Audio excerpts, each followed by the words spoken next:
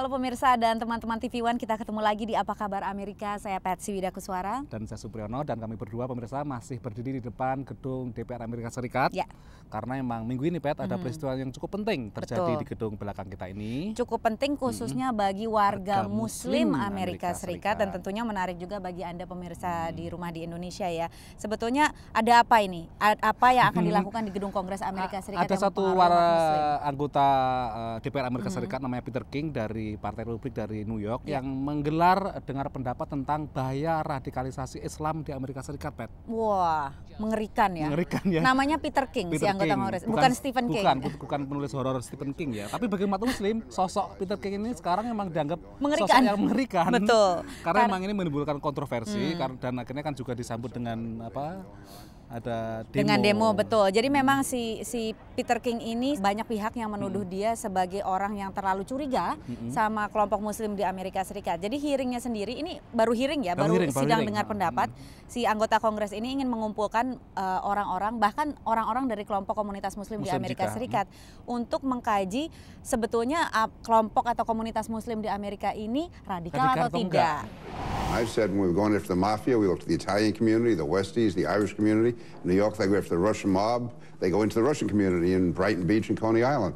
And right now, there is an effort, and this isn't just me saying this. Eric Holder said he stays awake at night worrying about the numbers of young Muslim men who are being radicalized. The strategy should be to engage the community. Don't frighten the community. Engage the community and help and say, look, we embrace you as fellow Americans. Let's all together hold hands and meet this security challenge. Sebenarnya apakah itu gimana? Apakah hearing ini sebenarnya memang ya bisa aja dilakukan atau memang ini benar-benar sesuatu yang seharusnya tidak dilakukan karena dimotivasi oleh prasangka? Betul. Atau gimana menurut? Nah, memang ini jadi kontroversi ya, karena memang anggota Kongres itu kan punya hak untuk melakukan hearing mengenai topik apapun. Tapi menurut umat Muslim Amerika Serikat di sini, kenapa yang menjadi target hanya radikalisme di komunitas Islam?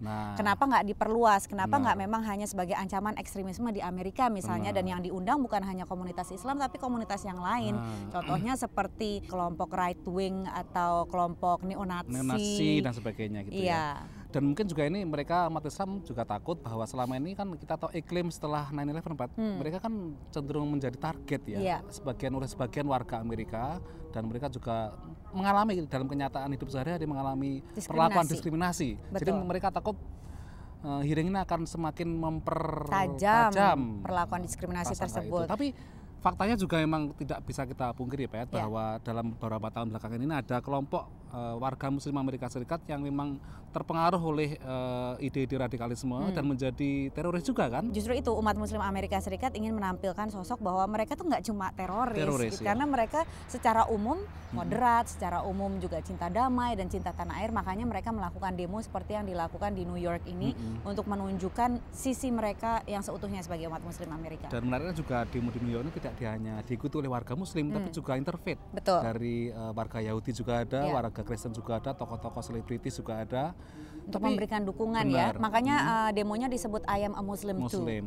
Ya, jadi memang kecurigaan terhadap umat Muslim dan ya perlakuan yang diskriminatif terhadap kaum minoritas di Amerika. Itu paralel sekali dengan di tanah air ya. Indonesia, kan? Karena kita tahu bahwa di Indonesia sedang ramai nih dibicarakan bagaimana umat Islam memperlakukan kelompok minoritas gitu. Terutama dalam hal ini kelompok Ahmadiyah gitu Ahmadiyah dan juga umat Nasrani. Sudah banyak kejadian-kejadian. Kalau misalnya di Amerika Serikat hearing sidang dengar pendapat aja sudah dianggap diskriminatif.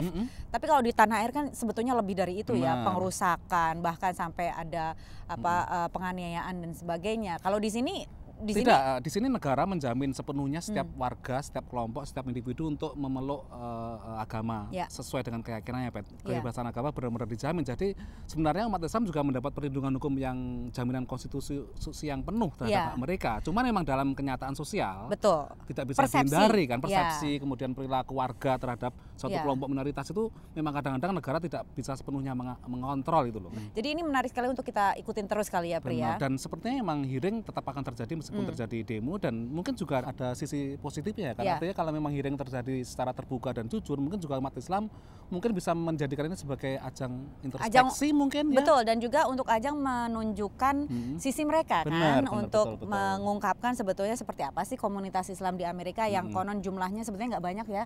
2,% itu sekitar 6 juta orang kurang lebih ya seperti meskipun selalu digembar-gemborkan bahwa Islam ini merupakan salah satu agama yang paling cepat berkembang di Amerika Serikat, tapi kita juga nggak tahu buktinya karena secara statistik kan di Amerika kalau sensus nggak pernah tanya agama ya. Betul.